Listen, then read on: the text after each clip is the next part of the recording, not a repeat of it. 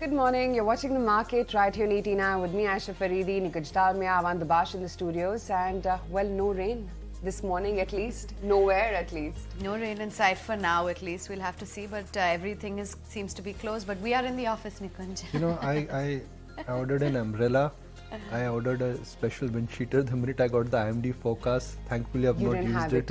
I had one, but just in case you wanted to have one more, because, you know, precaution is better than cure. Look at the visuals of the traffic now. But that's only yesterday. This morning the roads are absolutely clear and all of us have managed to make it. That's early in the morning. Yeah. That's early in the morning. Let's see what happens in later in the day. You know, that's the sad part of this great Mumbai city, right? When it rains, it pours, and when it pours, the city collapses. It's not new. These are visuals. Happens every year. It will keep on happening every year. The plight of the infrastructure in this city is appalling. I'm not saying anything new, but my limited point here is that even though everybody knows that it is appalling, there is just no concentrated effort that how can this city deal with a monsoon. It's unfortunate, sad, true, and sometimes you got to just live with it. But actually, you know, it's not this city as well. When visuals were coming in from New Delhi as well, they too have poor drainage system, irrespective of it being such a large and so much more planned than a Mumbai. So, you know, Aisha, the rainfall intensity was very concentrated. And when the rainfall intensity is very concentrated, obviously the city will struggle. But Mumbai rains, are an annual phenomenon. Yeah. And you pretty much know that how do you need to deal with it. So there is no proper planning which unfortunately has been done.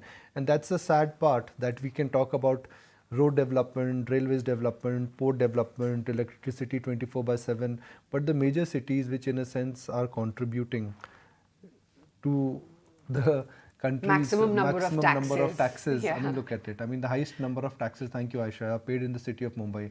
And what do we get? Come on guys, think about it. Is this what you want the financial capital to look like when we are all set to become the third largest economy in the world in the next 5-7 years, and we are already the 5th biggest financial market in India? Sorry. Well, anyway, that's an annual story like Nikunj highlighted. But for now, there's no rain. We will, in the due course of the day, get a check from SkyMed as well. There is an orange alert issued today, but let's see what happens. So far, there's no rain and there's no waterlogging, fortunately, as well. For the markets as well, it's been raining gains and was no different yesterday. We've been cruising at life highs for a record high for a fourth consecutive session. The pace of the rally, of course, has been really enamoring. Yesterday, we managed to close above that 19,800 print. It was once again Reliance, ITC that were leading the gains. So the benchmarks, so the heavyweights are the ones which are really now coming to the fore. And of course, the uptrend in PSU banks, that also continues, led of course by the big one, SBI. The rest of the sector also was charged up. And yeah, the FII buying continues, so nothing changes for us. Aisha, you take 2 steps forward and you take 1 step back. But markets right now, after that giant leap, are taking 3 steps forward and 1 step back. Not even a step back. Like, they're just stopping pausing there. Yeah. So you got to ask yourself is that how long will this continue? You cannot argue with the trend. This is the liquidity-driven rally where global cues are strong and supportive, and flows at a global level, I guess, is something which is really helping the market. So there is no point in trying to preempt the trend. So don't be in a hurry to preempt the trend. Having said that, in this market, every market, when you see this kind of a one-way linear rally, excesses will get created, and there are spots of excess activity in the market, especially in the small cap space and especially in some of the rank mid cap stocks. So if you're trading there, you have to start reducing your trading appetite. Similarly, if you're looking at committing fresh capital in some of the small and mid cap stocks, maybe this is not the time to do that. So this is not the time where you want to commit more, but you do not want to even reduce your current commitment. So I'll say it again, do not commit more, but do not just book profits because markets have gone up, at least in the large and the small cap stocks. What I like about the market is this beautiful sectoral rotation, where one day it's power, the very next day is hospitality, before that it was hospitals, then it could be power companies again. So I think there's beautiful sectoral rotation is happening. But the problem with this beautiful sectoral rotation is that a lot of small and mid cap stocks have started piggybacking. And my only fear is that in the small and the mid cap space, you remember this game which we used to play, passing the parcel? Yeah. The problem is that if you're stuck with the parcel, you're out. Yeah. So in the small and the mid cap space, that is the risk, that you don't want to be stuck with the parcel. See, the music is on. Yeah. I don't know when the music will stop. But when the music stops, you don't want to be stuck with the parcel. Yeah. You played that game, right? Yeah, of course. Played that game, lots of memories, and now I think my daughter will be playing that game very soon. But Nikunj, you were also talking about that it's time to get choosy, put your seatbelt on as well. So that sense of caution as well prevailing, right? Especially when it comes to the mid and the small cap stocks, that you need to be very choosy. See, you got to be choosy because when you are trading, or investing, there are two factors you look at. Number one, trend. Trend is your friend. So you got to stay with the trend. Yeah. But the margin of safety in small and mid cap stocks is not all that, is not really visible. So sliver of the market in the small and the mid cap space, I guess, is now looking attractive for a genuine medium to a long term investor. So my only urge, request and submission here would be that don't get drawn in because of price momentum. Stay slightly on the sidelines when it comes to small and the mid cap stocks, because when they will reverse, trust me, out of experience I'm saying, the reversal is going to be very nasty. Passing the parcel again. Yeah. Passing the parcel. You got to get the punishment.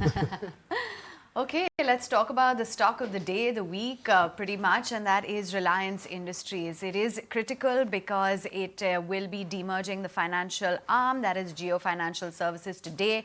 The ratio for the demerger, as we all know as well, is at about 1:1, and it's critical as well because the exchanges today will be holding a special pre-open trading for Reliance between 9 and 10 a.m. and then Reliance will start trading at 10 a.m. Lots to monitor on this one, Nikunj. Look, this has been a special situation stock, and in last 1 week, 1/3 of the gains, that's a big number, 1/3 of the gains in the Nifty have only come because of one stock. There were technical factors at play. For those who wanted to, for a lot of institutional investors who wanted to own Reliance, the new financial services, share yesterday was the closure. So they in a sense had to buy it. Second, because in the F&O market, you had to compulsory wind down your positions in all the three markets. So there was a technical factor which was at play, where arbitrage, where you were selling or you were cutting your exposure in the F&O market, rolling it over to the cash. So that also was really at play. So there was definitely a technical factor at play. Now what happens today? The story of the day is, well, Reliance demerger or price discovery. I would like to use the word price discovery here. There is a special pre-open window which will open between 9 to 9:10. Pre-open will settle between 10 o'clock and Reliance to start trading ex-financial at 10 o'clock. So the price discovery for the financial business would be applicable at about 10 o'clock. And Reliance, when, let's say the Reliance current price right now and a 10 o'clock price right now, the difference would be the price discovery of the financial services business. So the grey market, so there you go, Reliance opening price. If the Reliance opening price is at 2,700, and if you look at the number here, 141, that really could be the theoretical price. To put up maths very simply. Yeah, in fact, Kunal as well has been monitoring some very interesting data on Reliance, which we'll come to in just a bit. By the way, Reliance alone contributed about 85 points to the Nifty rally this week, and we are only 3 trading sessions into the week, frankly. Important day for earnings as well. You've got Unilever as well as Infosys lined up. Infy, of course, is going to be important, and especially the market reaction from Infy. The key expectations are, the deal wins. Are they going to offset deal cancellations? Margins, we're hoping that they're going to expand on easing supply side situations or concerns. Productivity benefits perhaps are going to aid margins. The wage hikes are going to be pushed to second quarter or third quarter. So that will also in some sense protect margins. But yeah, is the street now, given that Infy is one of the last of the large few to report its numbers, is the street going to have as a reaction as it did when we heard from TCS as well as HCL Technologies. That's something to be watched out for, although the numbers are only going to be post-market hours. For Unilever, we're expecting a volume growth of about 5%. We're expecting margin expansion, both on a sequential as well as an annualized basis. And yeah, the price hikes that they undertook, let's see what they actually entail when the quarterly performance comes. So yeah, important numbers, big ones at that, Unilever and Infi both. See, Unilever, frankly, is not going to nudge the needle and not a stock where everybody is really excited about and trying to understand the trend high there. beta, Exactly. stock. Infosys is where the entire, assumptions and the entire excitement is. Now, IT stocks have run up. Now, bear in mind that when the estimates were released, post that, the run-up has been about 5 to 7% in Infosys.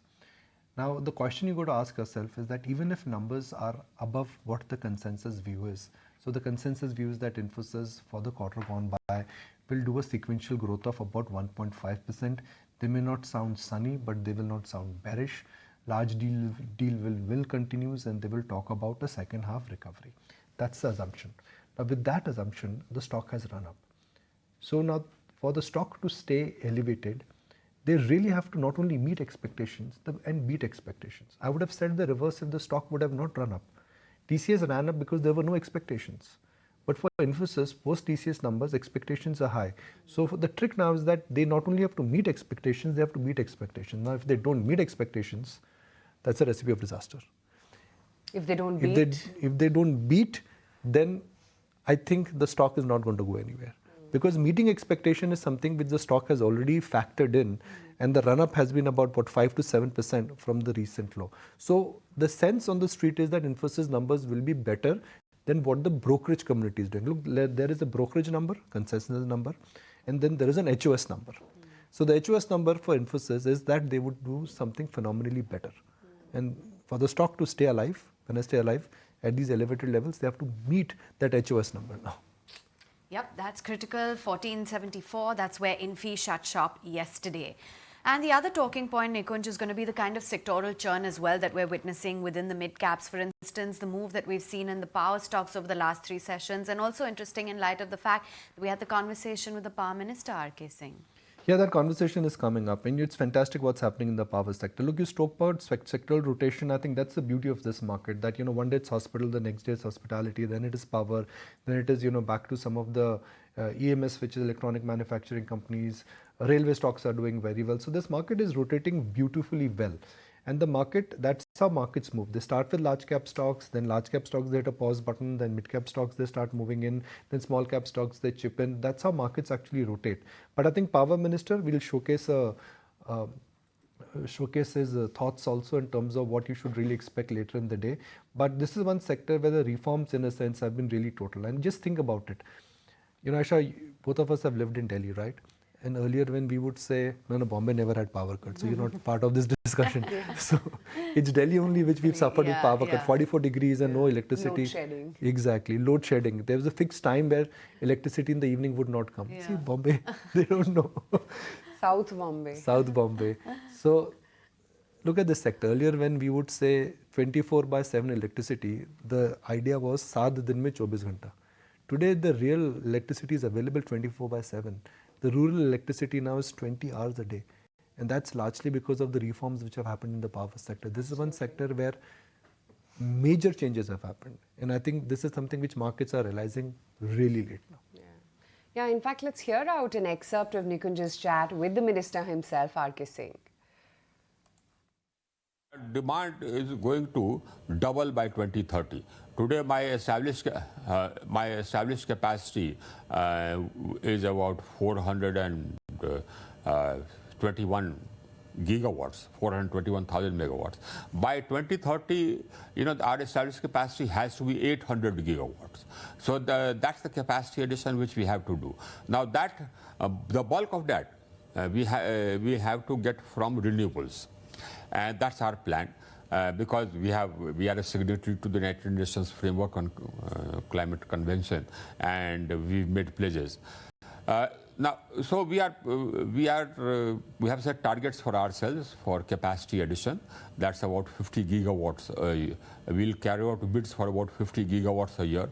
That's why we have emerged as the most attractive destination for investment in renewables. We will also need storage, because without storage you don't have round-the-clock renewable energy. So we have kick-started the hydro sector.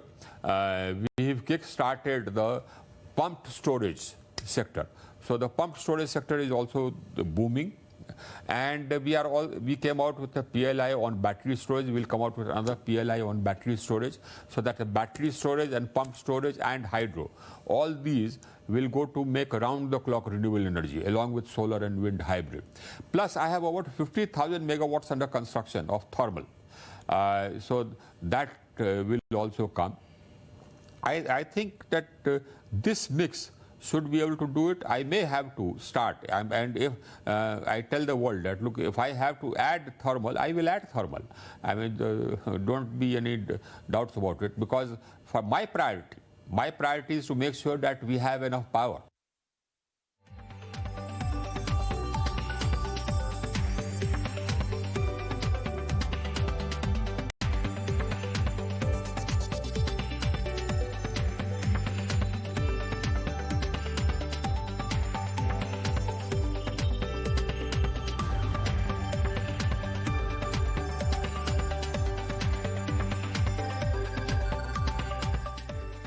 Lots lined up today on the show, but let's get cracking with our chartists to find out what they are mapping out by way of levels as well as their top stock ideas. Kunal Bothra is with us in our studios, and we've also got Nooresh Merani joining in. Morning, gentlemen. Kunal, let's begin with you. As we said, 3 steps forward and it's hardly even a pause backwards. At 19,800, we're sitting at fresh record highs. Is the sense in the market that this optimism is likely to continue, given that you're even seeing that when it comes to the US markets for now? Well, yes, I think it's trickling to the global markets, slowly and steadily. We've seen Dow Jones actually making a fresh swing high. I think it's almost a 9-month or a 10-month swing high for Dow Jones, and it's come out of a huge consolidation, almost a 1,000 to 1,200 point consolidation for itself. So that's a good positive for Dow, and as well as most of the other global market indices also looking quite strong. Our market mix has been extremely charged up. Even in this last 5 days of this rally and then a consolidation, we've still managed to make a higher high and higher low pattern. So that itself tells you the texture of the markets overall, which is quite buoyant. So would remain bullish on the indices, have that bullish stance. 19,500, which is the earlier psychological resistance that now acts as a support. So keeping that as a support, would look out for targets on the higher side of 20,000 plus. Right. Nooresh, what's the trade on the index? So the traders continue to be stock specific. On the bank Nifty, it is still a hold. And the best way to ride this trend has been to just continue to trail your positions. Right from the time at 17,000, we've taken pauses at multiple places. We took a pause at this 19,500, 600 mark. And now we've again made a breakout move above that, given that the last range was 300, 400 points. A move above this gives you a target price of closer to 20,000. So 20,000 could be the next 20,000, 20,100 could be the next place where this market takes a pause. And now the base shifts higher to 19,300. And if we go closer to 20,000, it becomes 19,600. Till the point we do not break such base levels, the view is to remain positive. And that's the only way you've been able to ride trends. The small cap index is up 25, 28% from March lows in a minimum case. So overall, the markets are in a sense overbought. But if we look at stock specific in the constituents, we are not. So Reliance Industries near a new all-time high. ICICI Bank near an all-time high. So many of these stocks are just reaching all-time high, where the Nifty is up another 5% to 8% above the all-time highs. So in this scenario, the best thing is to continue to ride on to positions till the time there is no change. Right. Okay. Let's talk stocks. Nooresh, let's have your ideas first. So looking at stocks from the PSU segment, first is a buy on SBI. The stock has been consolidating around that 600 mark for the last few days. Sustaining above 600 would be a breakout that should keep it in touching distance of an all-time high. The all-time high closer to 620, 630 levels. So looking at a quick move towards 630 in the short term, stop loss to be kept at 588. Second is a buy on BHEL, which has now been sustaining above that 90 mark. It's a 5-year breakout on the stock. Lots of sideways consolidation, big dips done in this period from 90 back to sub 70, again coming back to 90. a good breakout in the making. I would expect a target price of 110 in the short term, stop loss to be kept at 88. Right. Kunal, what about your stocks? Would have the bullish stance on PSU banks, retrading two buys. First is a bank, Canara Bank. Stock gave a breakout about 330 mark yesterday, would suggest a buy of 355 as a target, stop loss at 326. And Union Bank is the second stock, would suggest as a buy. Classical flag pattern breakout on the daily charts. Targets to be kept at closer to 92, stop loss at 80. Okay, now let's talk about individual stocks that are going to be in focus. And Anisha as well joins in the studio. Anisha, Hindalco, given that Alcoa's not just earnings, but the commentary is, is quite encouraging. It is encouraging in the sense that demand has been resilient, but the Q3 implied guidance in terms of numbers is a tad bit muted, and that's a bit of a worry. But let me start with the Q2 earnings first. The revenue came bang in line with expectation at around $2,684 million, but there was a miss on the operational performance, and that was because there was a higher cost when it comes to cost of production, as well as there were lower aluminium prices on the top line. Having said that, the management expects that the 2023 total alumina shipments are going to be unchanged as what they had guided earlier, but in Q3 there is going to be the impact of lower raw material costs, which will support the alumina EBITDA going forward, but there might be an offset coming in due to the bauxite grades as well. And also the currency gains that were expected in Q2 will not be there in Q3, and that's why the implied guidance of Q3 is at around $182 million as far as EBITDA goes, which is a bit lower than what the street was expecting. And even this quarter performance was a sequential decline and almost 8% miss versus the expectation. But the good news is, Nikunj, that they're talking about how demand in China has been resilient. It, of course, hasn't gone off the hooks, but it's been resilient and doing all right. So what do? We look at Alcoa and we look at, okay, is this the canary in the coal mine for Hindalco? And I don't think we should do that. They both may be in the aluminum business, but they both sell in different geographies. And when you're selling in different geographies, the dynamics are always very different. The raw material pricing is always very different. Now, metal prices are internationally denominated, which is that metal prices in India and metal prices abroad, globally they do not change because it's all dollar denominated. But the raw material pricing and the plant efficiency and the fact that Hindalco also has a Novelis in it, I think that really makes it different. For me, the watchwords from an Alcoa is that demand commentary and underlying push in terms of what is happening in China. On both those fronts, they've not given a scary commentary. My sense is that for metals, best is behind us and worst is over, which means they'll just hang in there. They'll just hang in there. China was supposed to open up, it did not open up. But China is now opening up. India was not supposed to do well, but India is doing well. Coal prices were not supposed to fall because of the war, but coal prices have fallen. Hindalco uses different technology, Alcoa uses different technology. Realization of coal prices for Hindalco and realization for coal price for Alcoa are very different. So I don't think we should compare them in totality. But yes, as an indication, are they bearish about a demand slump? The answer to that is no. And that for me is encouraging. Yeah, absolutely. And look out for Hindalco. Typically, you do see some sentimental rub-off. But Anisha, we were discussing Infosys, not just Infy Day, but it's also a Midcap IT Day. So Totally many a numbers. Midcap IT Day, right from Persistent, Emphasis, Coforge, and I hope I'm not missing out any. So yes, lots lined up as far as the earnings concerned for Midcap IT as well. But the direction that we are seeing as far as the Midcap IT earnings go is the fact that there is a slowdown. Remember, all of these companies used to report 5% plus kind of constant currency growth on a sequential basis. That has come down, and now the expectation has tempered to around 3% for most of these companies. Persistent, which you had for you up on your screen, is expecting a growth anywhere between 2.5% to 3%. In Q1, most of the companies do not take the wage hikes, and for this year specifically, they've pushed the wage hikes to Q2 and Q3, and they're trying to split it in 2 quarters as well so that the impact doesn't happen in 1 quarter itself. So the margins also might remain a bit under pressure.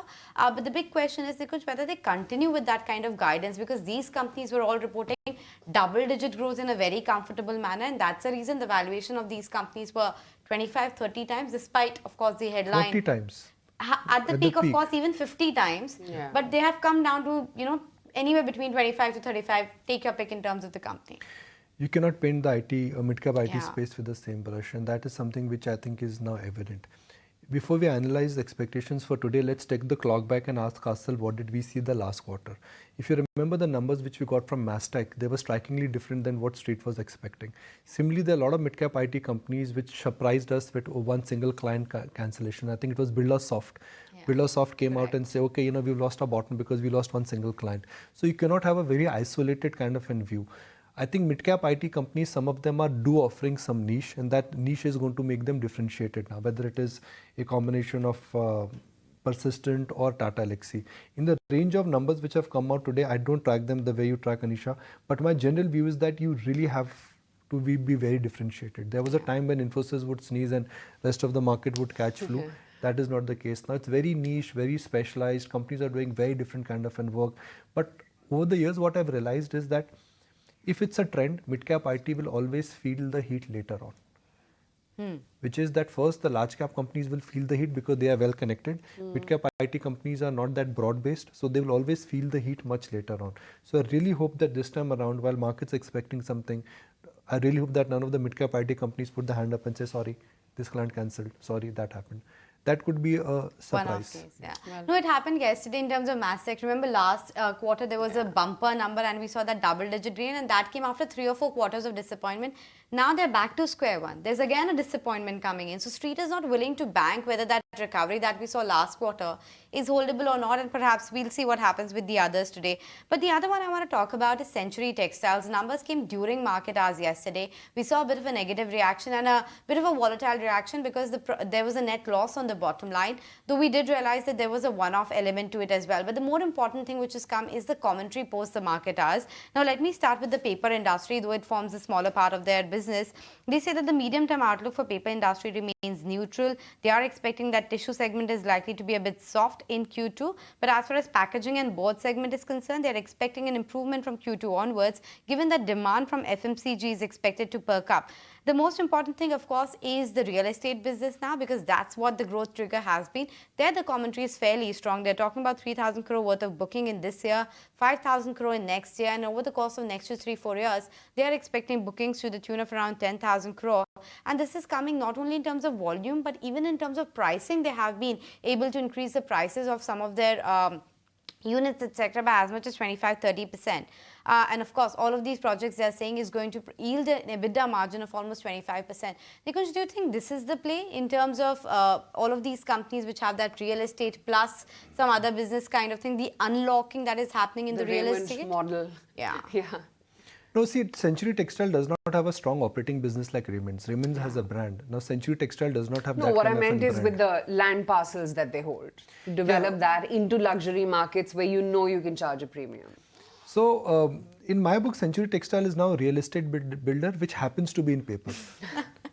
Or was in paper, or is in paper. That's how I think the business is actually evolving for them. But for Century Textile, when a real estate business is incubated, you should not look at quarterly numbers. Because you will see projects which would be booked at different levels, at different layers, and there is a methodology in which the accounting policy is being followed. So with Century Textile, you could ask, it cannot be a stock, and you keep the technical aside. The real question to be asked with a stock like Century Textile is that, is this going to be the big venture for Birlas in terms of real estate? Well, that's what they're looking at doing it. Because apart from developing the real estate, by the way, the real estate is out outside our office where we are in Mumbai. And I just hope that once all the towers are up, the road is still manageable in terms of traffic and commute. Yeah. That's my biggest worry.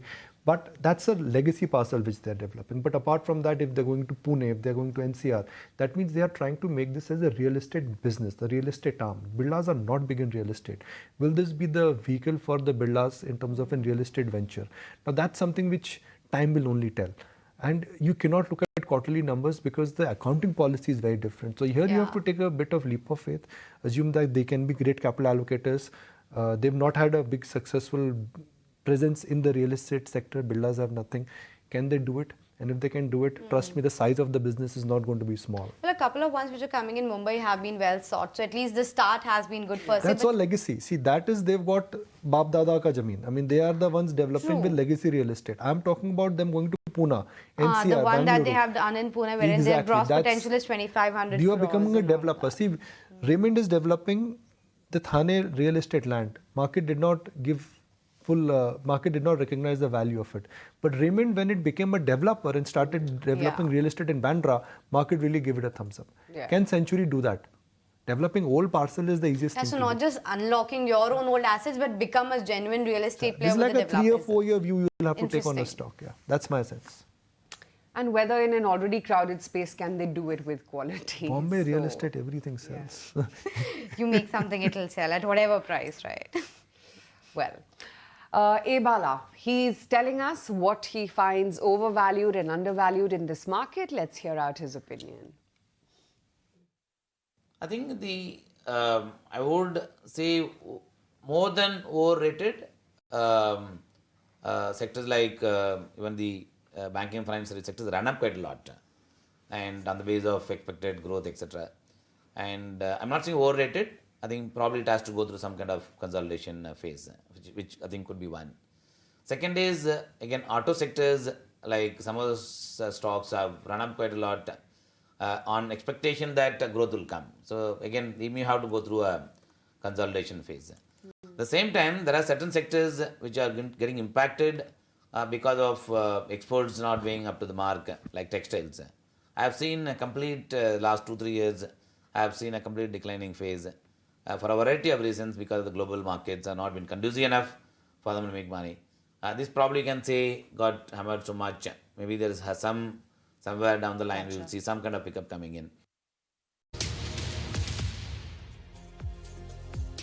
Welcome back. Still tuned into the market. The GIFT Nifty is indicating that it could be a bit of a flattish start, but the handover from Wall Street seems to be strong overnight. And remember, we are also perched at record highs. But let's get in stocks in news then. And HUL is going to hog the limelight today as well, as they're set to report their Q1 numbers. What exactly is the street expecting in terms of volume growth, commentary, rural demand? Vinny is here to tell us. Vinny? So yes, in terms of HUL's numbers, what we're expecting is a revenue growth of only around 8%, profit growth of 14%, while margins a slight bit of an expansion of 80 basis points. Let me break it down through what we're expecting in terms of numbers. So volume growth is expected at around 5%. So this time it's going to be like more of a volume-led growth than a pricing-led growth that we've been seeing over the last couple of quarters. We're seeing that reduction coming in terms of the pricing growth, and now it's going to be shifting more towards the volume growth of the company. But that is something that we'll watch out for in terms of commentary as well. Margins expected to improve sequentially as well as on a year-on-year basis. Let's not forget correction coming in the PFD prices, palm oil prices. That's a factor that will be supporting the margins of the company as well. The only place they've taken a price hike is the HFD segment, where the company has taken price hikes because those milk prices, milk inflation has still continued, and that is one of the challenges that one should watch out for from HUL, because that was a concern going on for the company in the last couple of quarters as well. Modest growth expected in the home care as well as the beauty and personal care segment, because in some of the categories like the soap as well as laundry segment, they've taken a bit of a price cut in these segments as well. So keep an eye out on that one. Summer portfolio obviously expected to see a bit of a decline. So that is something like an ice cream segment that could see a bit of an impact coming in. Wait out for the commentary in that as well. Factors to watch out for, obviously demand as well as a margin outlook commentary. There's a new CEO that has come in. So commentary from Rohit, what is the strategy going forward, are the key factors that we are keeping an eye out on as well. What is the traction in the nutrition business, improvement in the rural business, rural recovery, how is that shaping up, are key factors to watch out for.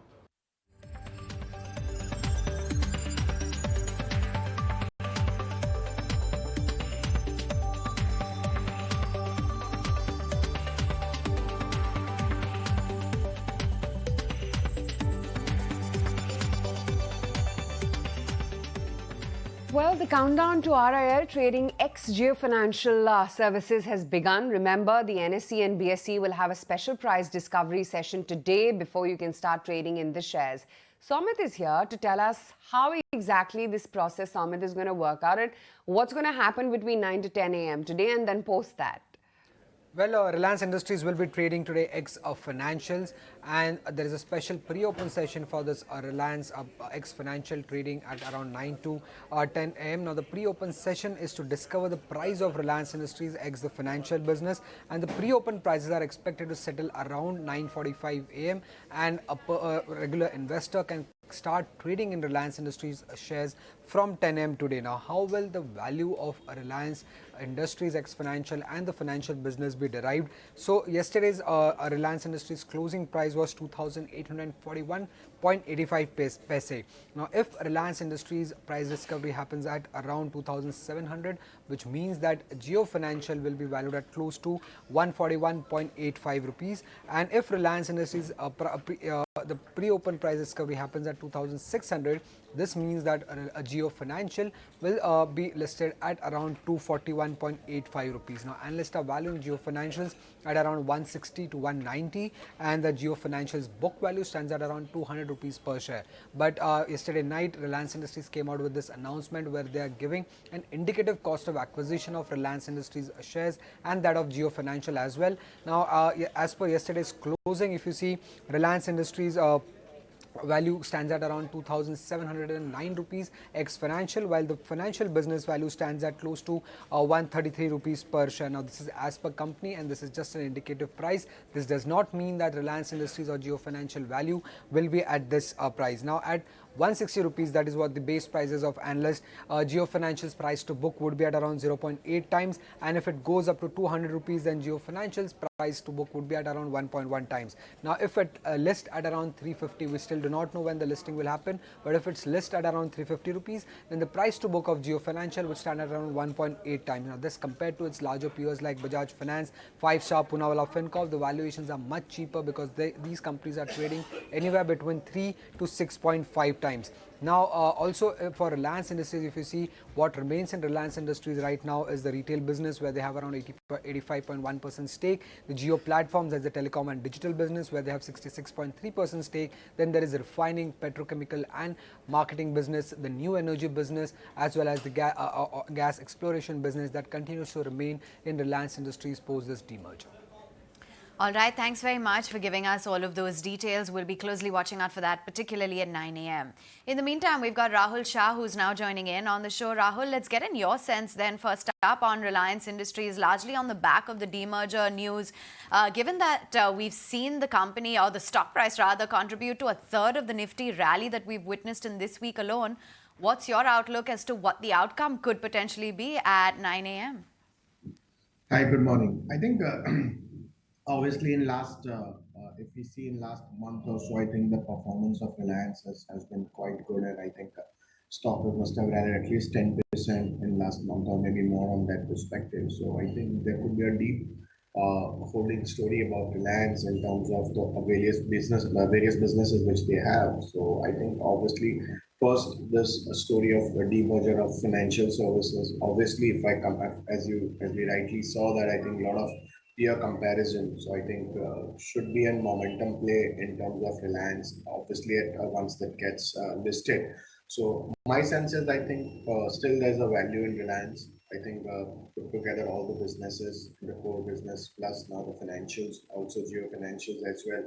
And when we are seeing the kind of rally coming into the BFSI segment and in a time where we are seeing interest rates locally as well as the globally, which has peaked out. And I think the credit growth has been quite good in last year or so. And if we see that most of the commentaries done by the two large banks which reported their numbers, Indices as well as HDFC, they have also given a positive outlook overall. So I feel that this will continue. So your Geo Finance will obviously trade with a premium or at least in par with the listed entities with that peer comparison. That is what it looks like. I'm very positive on both the entire Reliance as a whole, including the Geo Finance. Rahul, what happens to Infosys when the earnings are out today? Because, a large part of the move not just happened when the entire IT sector after TCS's earnings was chugging along, but more so in Infi after, just earlier this week, they signed that 5-year deal win as well for AI with a value as high as $2 billion. So I think if you see the entire IT as a sector, I think a couple of months back, everybody was talking on when will the IT stock starts performing and so on and so on. And now if we look at it, the mid caps again are at 2-year high. Most of the mid cap stocks are at the peak of the 2021 highs, most of them. And I think the large caps have underperformed the mid caps if I see. And I think the visibility, what I see, I think the things in the IT name which have reported their numbers, I think most of the street things that I think is bottomed out. Going forward, risk versus reward could be better for the IT companies, and I think that's what is happening in most of the IT companies post numbers. Coming to Infosys, I think again the same goes applied for the Infosys as well, and I think this couple of deals which have happened gone through, so could be positive for Infosys as well. And but the broader picture will come to know post their numbers and the management's comment. There's also HUL that we'll be closely tracking, and I wanted to get in your take then, Rahul, as to what the expectation is down the line, because we're expecting a modest performance in the home and the personal care segment, and this time around volume growth is seen at about 5%. Anything in particular that you'd be watching out for? I think obviously the demand recovery which we have seen in Q4 versus Q3, what we saw, and I think that is more important to look at. So obviously that's volume growth. How the volume growth is going to be there in this quarter is going to be the most important thing. Number two, I think where the commodity prices have moved on, how the margins have expanded for them in terms of companies like HUL. Thirdly, I think the rural recovery kind of business is growth versus the urban. So all these three things are important for HUL, and obviously the overall the commentary by management on going forward, the guidance and how it looks like going forward from here. So I think these are going to be the key watch for HUL and in today's results. Right. In fact, on the subject of Reliance, let's hear out what Sanjeev Haseen has to make of the stock. Off to Reliance, just when it was seeming that we are into a correction, which we all were hoping for, Reliance comes out with this demerger. Now, it's anybody's guess what the real playout will be. But imagine the threshold of a financial service business like Reliance. You remember how they got into telecom in a big way, and the competition had to either move out or consolidate.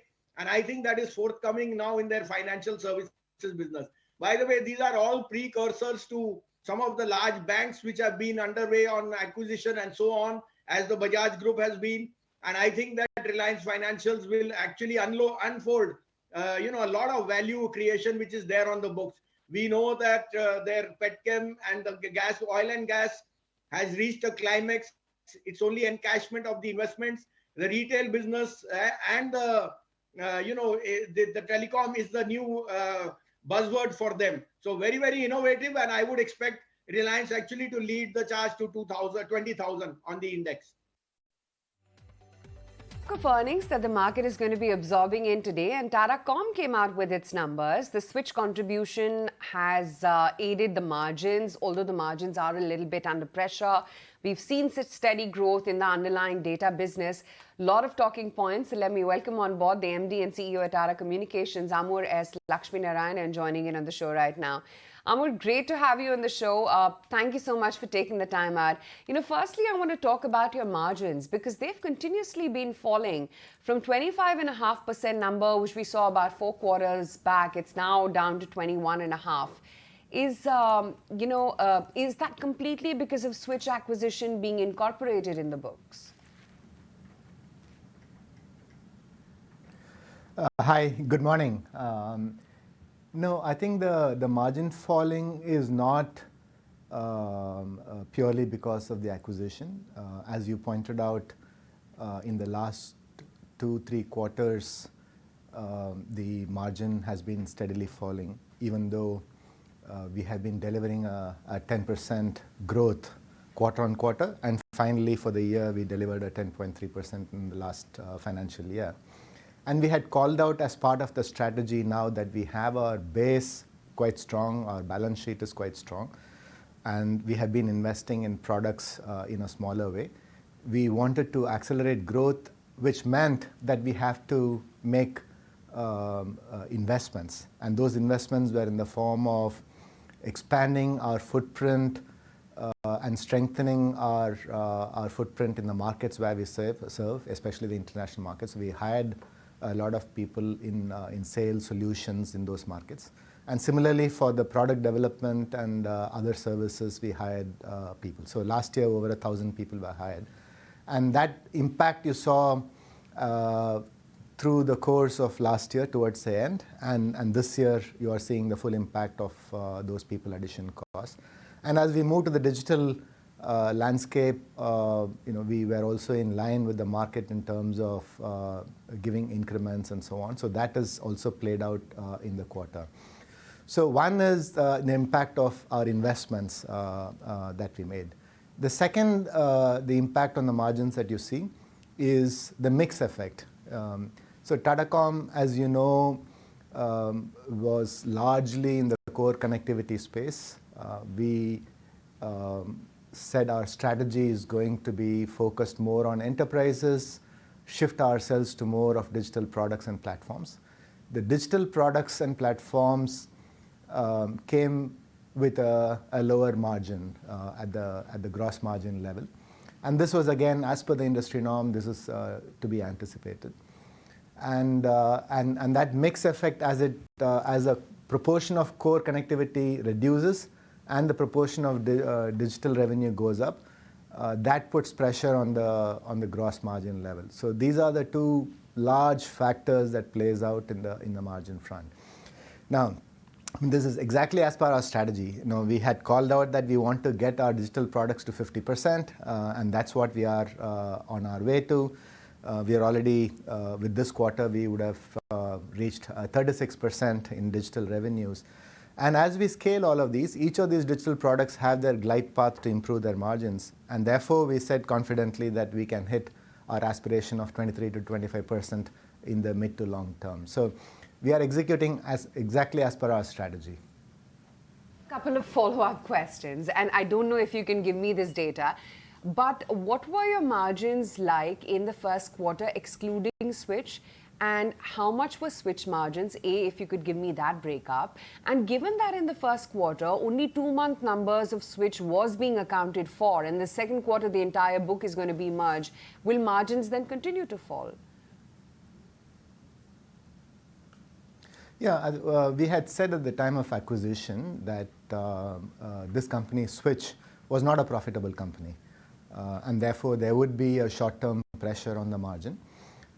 So in fact, adding the 2 months revenue brought the margin down marginally. But that again was expected. And it will be the case until we bring all the synergies post-merger. We are only 2 months into the execution post-closure. And already we are seeing very good results in terms of our customer engagement. The pipeline as a result of combined offerings in the media business has gone up. So we are quite confident of all the synergies that we wanted this to play out.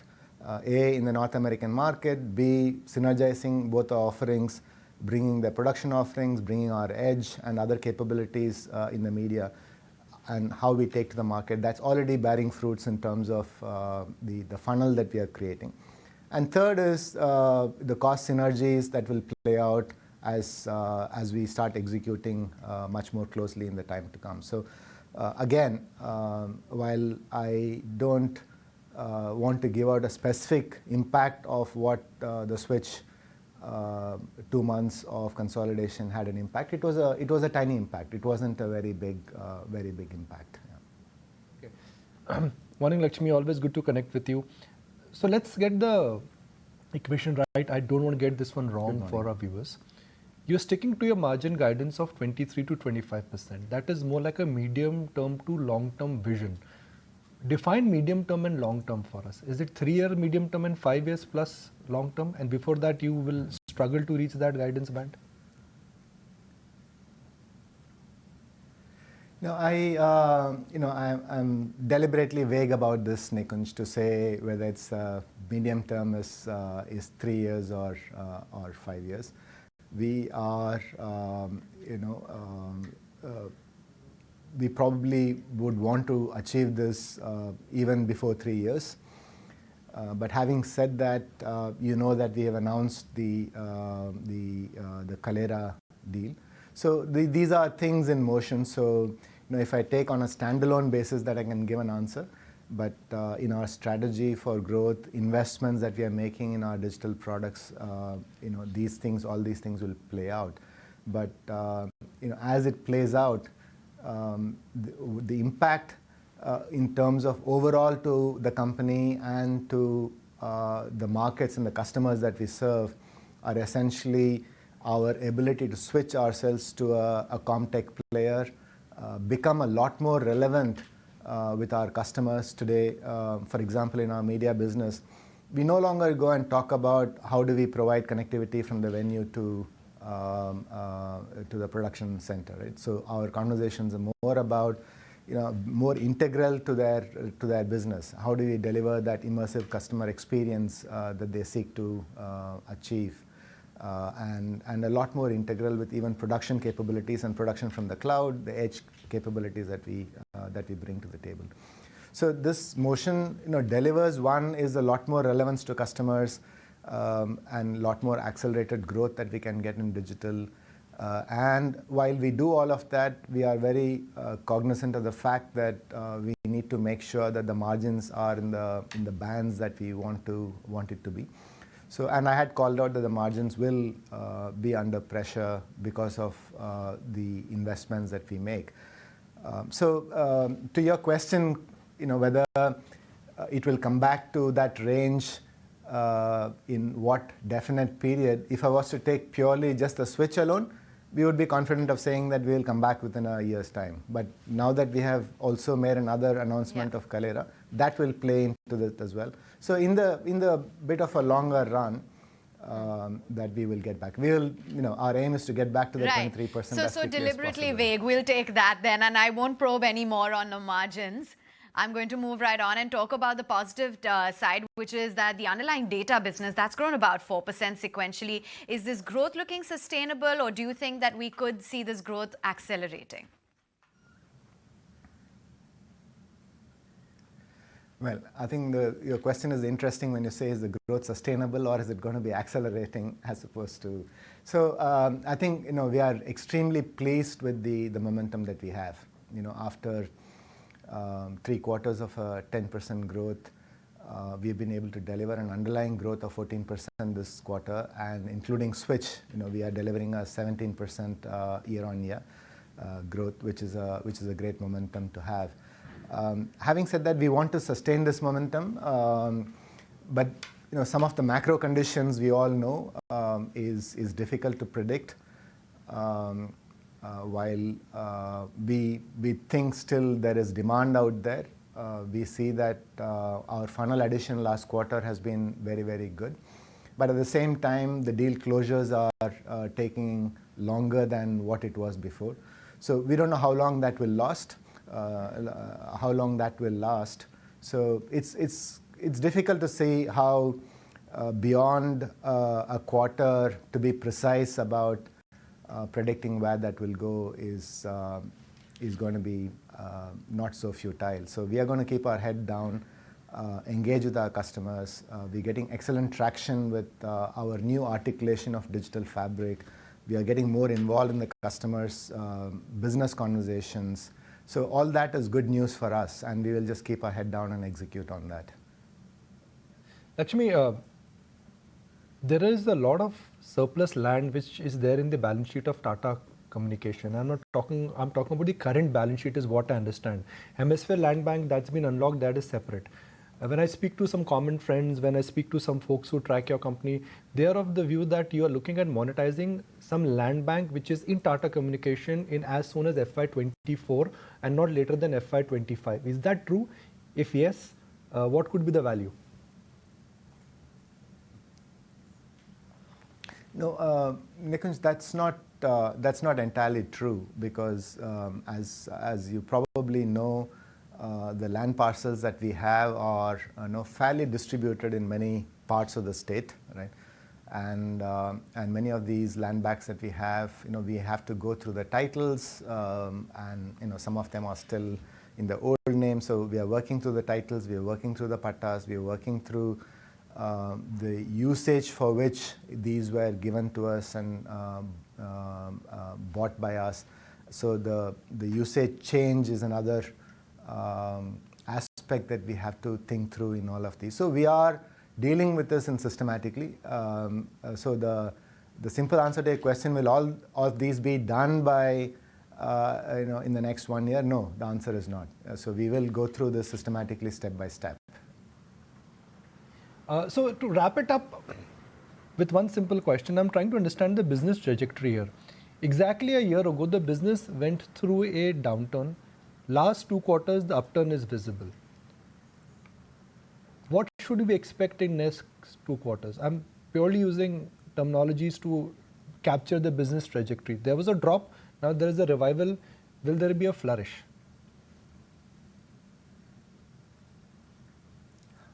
Yeah, I think that's certainly what we are working towards. I think even last time in the digital portfolio, if you saw, largely the drop was because of the collaboration portfolio.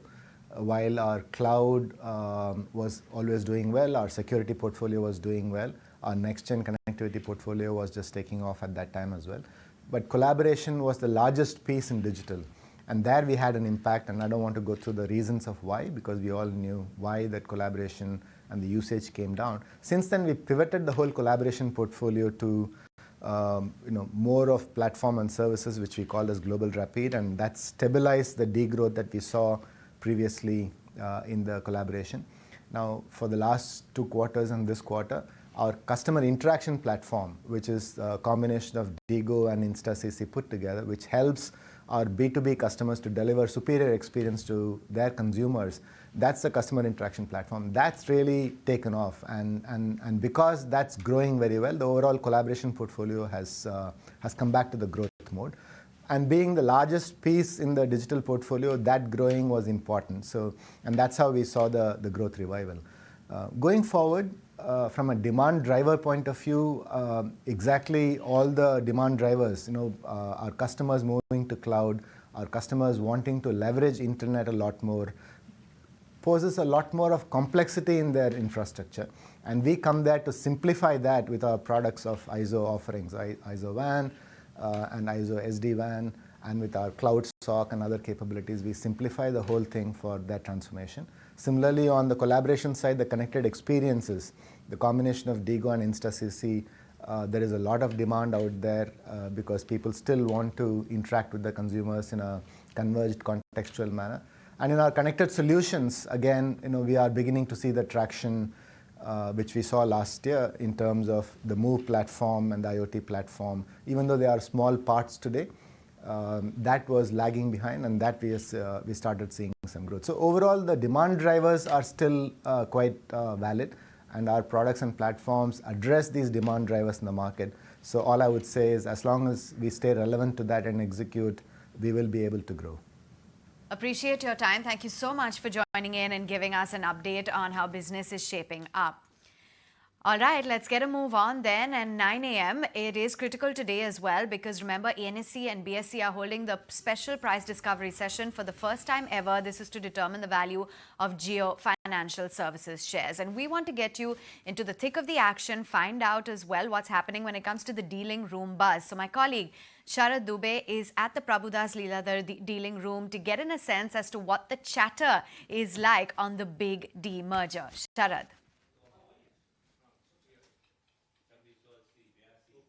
Well, yes, it's an important day, and we are looking at the price discovery session coming in. This is the pre-trade session happening, and over here we are at Prabhudas Leeladhar's dealing room, and over here the entire dealing room buzz is here, and we'll be actually talking with the actual dealers on what the aspect would be there. First, let's come over and see the busyness of this dealing room over here, and over here we see, yes.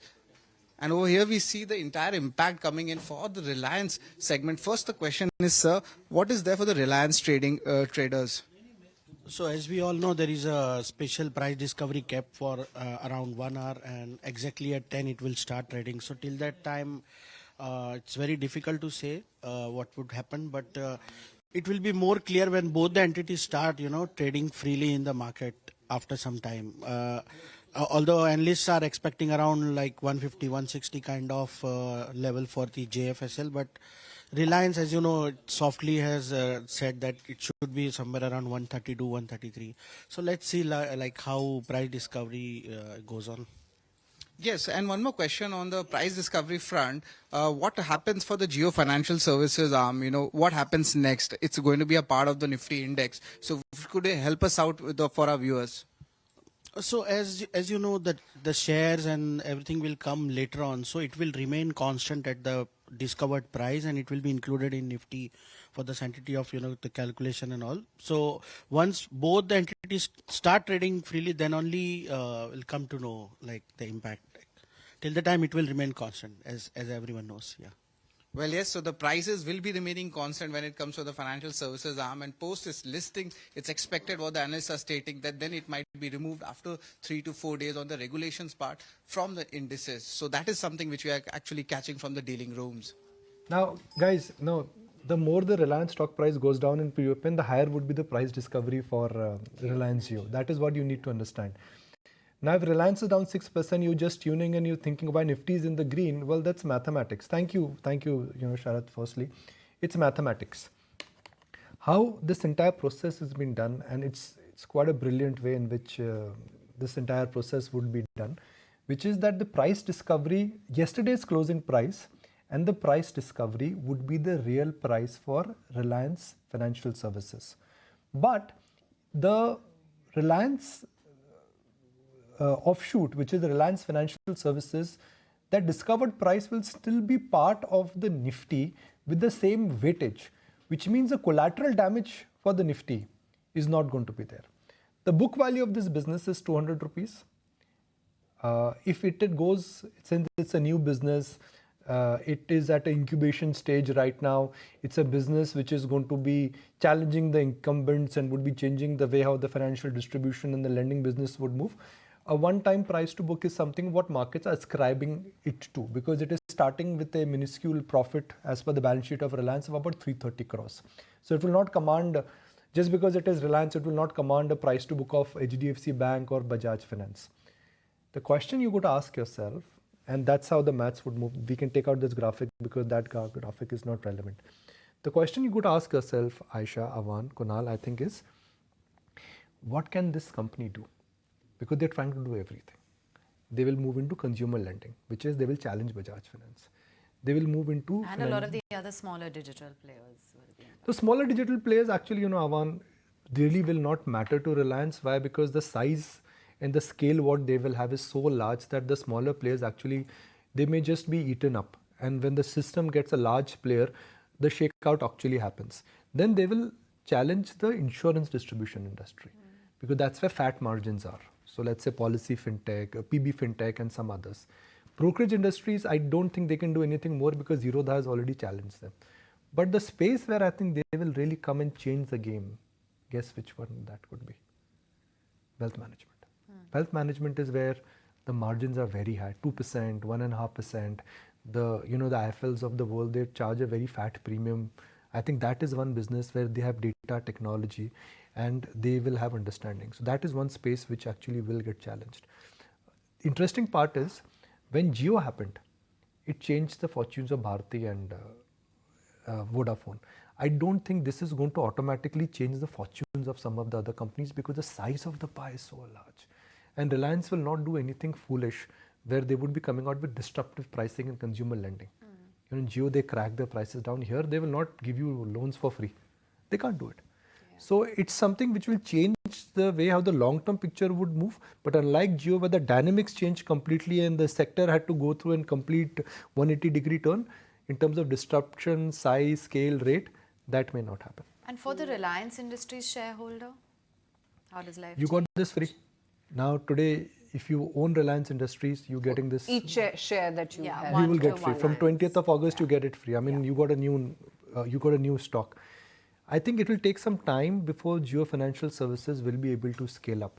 And this is one of its first time that a price discovery of this kind has happened because this is a business which is just starting. So it will take time for it to reach scale and size. This is not like an old business which has just come into the balance sheet. See, when they launched Jio, it has scale, size, reach, technology, and they had a huge advantage in terms of the platform. That may not be the case. So it's a good start from a big house with a formidable promise, a company and a group which understands scale, size, technology and digital adaptation Like will take no some other. time. Yeah, I mean it's like saying that Reliance Group now today has Sabka address. Every house, every pin code, they've reached already. Yeah, it's already out there. By the way, so Jio Financial Services is not going to list today. Just a clarification for our retail participants who are not really in the know of what really is happening. What you're seeing right now on your screens is only the price difference which is getting determined for Jio, but the listing is going to be later and the listing date has still not been announced. And right now, between 9 to 10 a.m., is the price discovery for Reliance and Jio, which is taking place, now settling Reliance around 26.50 thereabouts. But let's move on. Let's get in some more perspective on the market. Kunal, I want you also to come in here because, the point that you were making yesterday, the kind of build-up that you've seen on Reliance is not just valuing Jio right now, but it's also inherent strength in Reliance standalone. Well, yes, absolutely. And, rarely we've seen a stock like Reliance where you've seen a massive open interest reduction. By the end of the data yesterday, the OI which started off at the start of the series, which was 3.4 crores, went down to as much as 1.4, which means 2 crores of positions on the futures were unwound in the future segment, and that data along with the extra delivery volume got added into the cash market for the stock price. I think this should be a positive net for Reliance Industries post-listing. So hopefully I'm expecting that if closer to 2650, 2700, where we opened today for Reliance Industries, the view would remain positive, even ex-Jio Financial Services. Okay, that's the take coming in on the standalone entity now, Reliance. And by the way, from today onwards, we're going to have 51 stocks on the Nifty till Jio gets listed standalone. But let's move on. Let's get you and address the mid-cap end of the market as well. That, of course, is Reliance. We'll continue tracking this up until 10 a.m. once the value gets adjusted. Nooresh, let me come to you. What's on your mid-cap radar? So that would be a buy on Indian Hotels. The stock, after pausing around that 380 to 400 mark, has made a flag formation and yesterday gave a breakout above 400 levels. Not far away from an all-time high of 406, which should be done today ideally. So a fresh new all-time high, fresh momentum would be a trade with an extreme short-term view. Target price of 440 and a strict stop loss at 390. Resh, I thought you exited Indian Hotels. That's what you told us 2 months ago, that I moved to some better options. So it's a fresh buy, but it's a trade wherein it would be a strict stop loss based trade. Kunal, you still holding on to Tata Motors? Yes, very much. 600 plus. Any intentions to sell? Nothing in the horizon. But why is that? My views and my rationale is a lot more different. Yeah, let's hear it out. Maybe I can encourage you to share that point. So what has actually happened is, Nikunj, the stock, which was almost at 600 rupees 2016-17, went down to almost 60-65 rupees. Now the stock is back above 600 rupees, which means classically in technical terms, it's just a fresh breakout for Tata Motors. Now you would not want to sell at the start of a fresh multi-year breakout for the stock price, because we've seen historically that whenever stocks give such kind of a breakout, it starts off another 3, 4, 5 years of uptrend. Like we saw in ITC. Like we saw in ITC, like we saw in IT stocks in 2020, where many of these IT stocks came out of, I think, 8 or 10 years of consolidation. PSU banking stocks, many of them. So I believe that the bigger part of the trend is yet to materialize for Tata Motors. I'm not expecting similar kind of 5x, 10x kind of returns for the stock price, but I think, yeah, more gains from current level should be there. So do you have a price target in mind? 1,000 plus. 1,000 plus. Wow. By when? Hopefully 2 years, 3 years, let's see. Okay, let's get some mid-cap ideas as well. Kunal, besides Tata Motors, what within the mid-caps are you bullish on? So there's one stock or a set of stocks, HEG and Graphite, which have actually started to show signs of very good price volume action. Yesterday, these stocks were showing classical signs of breakout of a Bollinger Band squeeze. Again, a classical indicator which generally gives a sense that these stocks are coming out of the consolidation and heading towards a breakout. So would suggest a buy on HEG, targets of 1800, stop loss at 1500. Okay, that's HEG from Kunal. Now, Nooresh, what is your top mid-cap idea for today? Nooresh, if you could unmute yourself. Like I discussed, it is Indian Hotels setting up a flag breakout here, back to new all-time highs. And the whole hotel space looks interesting. So out here, Indian Hotels is the leader. Expecting a short-term trade here, target price of 440, stop loss at 390. That he had already flagged it off. It's a target of 440 fresh buy in Indian hotels. That's his recommendation. Okay, let's move away from Reliance Industries, from those mid-cap ideas, and find out what the index calls are as well. And here's what our chartists are advocating. It looks like Kunal and Kush are on the same page. They're saying hold. Nooresh has said no trade right now on the index. Remember, you're seeing leadership from the large caps. We're seeing the markets as well moving from strength to strength at record highs. And it seems that the market moodometer is indicating it's a hold call. What about the Nifty Bank Index? Well, it looks like great minds think alike, because all three of our market chartists are saying that you should hold on to your positions on the Nifty Bank.